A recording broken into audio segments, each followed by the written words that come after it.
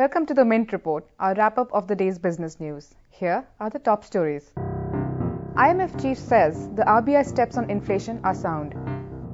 Food inflation slows down to its lowest in 18 months. And markets shoot up for a fourth straight day. The IMF's managing director, Dominic Strauss-Kahn, says his organization is ready to provide technical support to member nations. Speaking during his visit to India, he said the IMF would only set up a program for a member nation if it was requested to do so.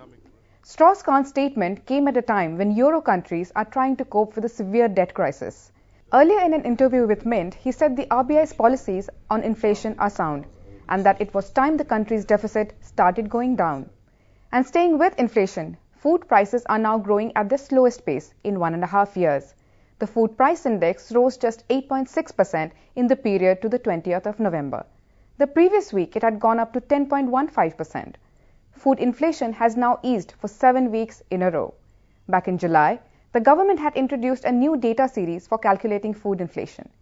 And in other news, 2 of the government's ministries could get into a tussle over census projects.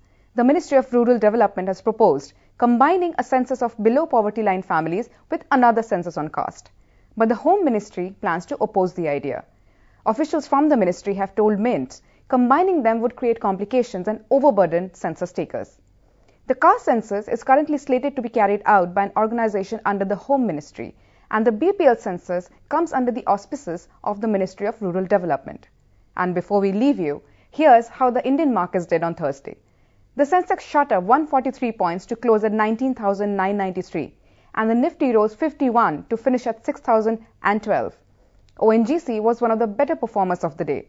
Its stocks shot up some 5% on the BSE during early trade, but ended trade with a more modest gain of about 1.9.